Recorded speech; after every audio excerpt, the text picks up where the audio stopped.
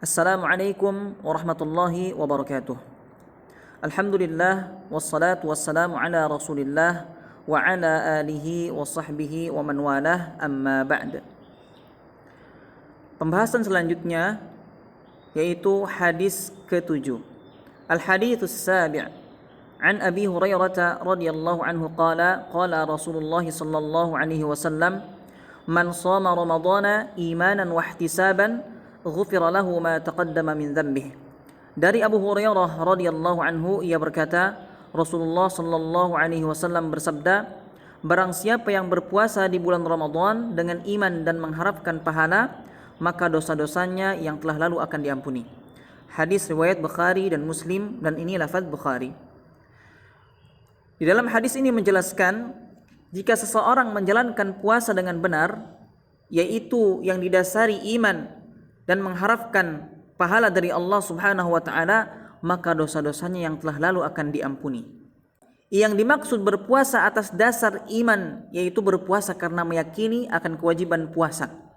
Sedangkan yang dimaksud ihtisab adalah mengharapkan pahala dari Allah Subhanahu wa taala.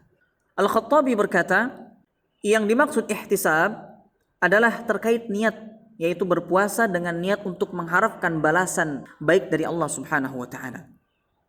Jika seseorang berniat demikian, ia tidak akan merasakan berat dan tidak akan merasakan lama ketika menjalani ibadah puasa. Hadis yang kita sedang bahas ini menunjukkan itulah orang yang berpuasa dengan benar.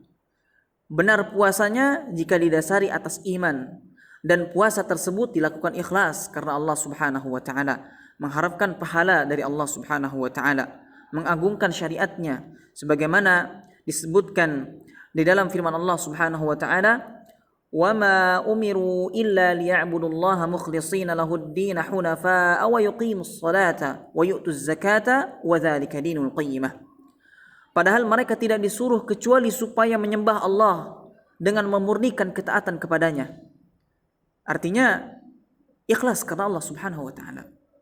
Ikhlas dalam menjalankan agama dengan lurus, dan supaya mereka mendirikan salat dan menunaikan zakat, dan yang demikian itulah agama yang lurus. Ini disebutkan di dalam surah Al-Bayyinah ayat 5. Bukan melakukan atas dasar riya. Ya. Berbuat riya atau pamer amalan, ini benar-benar tidak akan diperdulikan oleh Allah Subhanahu wa taala. Di dalam hadis disebutkan, qala Allah tabaraka wa ta'ala, ana aghna asy-syuraka'i 'ani syirk man 'amila 'amalan asyraka fihi ma'i ghairi taraktuhu wa syirkahu. Allah tabaraka wa ta'ala berfirman, aku sama sekali tidak butuh pada sekutu dalam perbuatan syirik. Barang siapa yang menyekutukanku dengan selainku, maka aku akan meninggalkannya. Artinya tidak menerima amalannya, ya, dan perbuatan syiriknya. Hadis ini diriwayatkan oleh Muslim. Kemudian Imam Nawawi rahimahullahu taala menuturkan, amalan seseorang yang berbuat riya, artinya tidak ikhlas, ya, itu adalah amalan batil yang tidak berpahala apa-apa. Bahkan ia akan mendapatkan dosa. Kemudian juga kita tidak boleh cari pujian ketika mengerjakan amalan ibadah.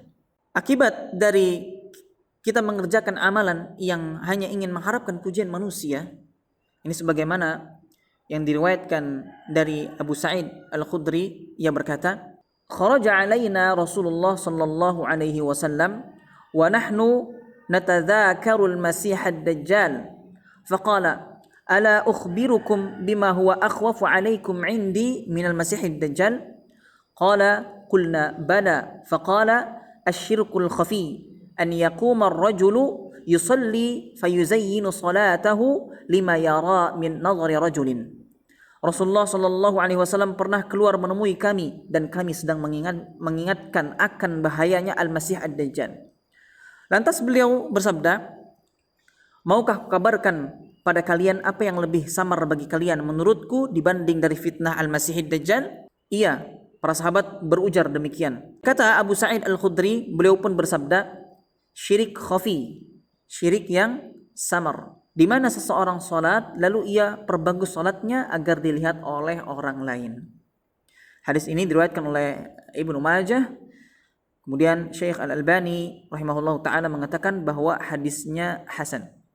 Kemudian juga kita tidak boleh hanya sekedar mengikuti kebiasaan orang ya ketika beribadah atau hanya mengharapkan dunia semata. Karena orang yang mengharapkan dunia semata ketika beramal, ia benar-benar akan merugi.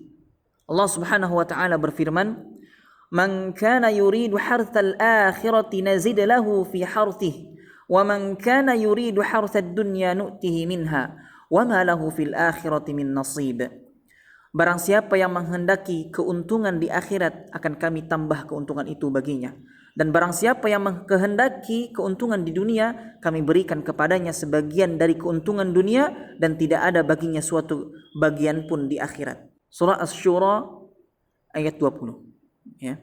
Oleh karena itu, kalau seseorang mendasari puasanya karena dasar iman, mengharapkan pahala dan ridho, maka tentu hatinya semakin tenang, lapang dan bahagia. Ia pun akan bersyukur atas nikmat puasa Ramadan yang ia dapati tahun ini. Hatinya tentu tidak merasa berat dan susah ketika menjalani puasa, sehingga ia pun terlihat berhati ceria dan berakhlak yang baik. Hadis ini juga menunjukkan bolehnya kita mengharap pahala atau balasan dari Allah ketika menjalani suatu ibadah, itu tidak mengapa. Ya, dan itulah yang disebut ikhlas. Hadis ini juga sekaligus menjadi dalil bolehnya menyebut Ramadan dengan penyebutan Ramadan, walau tidak menyebut dengan bulan Ramadan atau syahrul Ramadan. Karena hadis-hadis yang melarang penyebutan Ramadan saja adalah hadis yang dhaif. Hadis yang sedang kita bahas ini juga sekaligus menunjukkan keutamaan bulan Ramadan. Siapa saja yang berpuasa kala itu, maka dosanya yang telah lalu akan diampuni, walaupun banyak seperti buih di lautan. Akan tetapi perlu kita ingat bahwasannya dosa yang dimaksud di sini adalah dosa-dosa yang kecil. Ya. Oleh karena itu, marilah kita jadikan bulan Ramadan sebagai madrasah untuk melatih keikhlasan kita. Hanya Allah lah yang akan memberikan taufik. Wallahu a'lam. Subhanakallahumma wa bihamdika asyhadu an la ilaha illa anta astaghfiruka wa atubu ilaik. Assalamualaikum warahmatullahi wabarakatuh.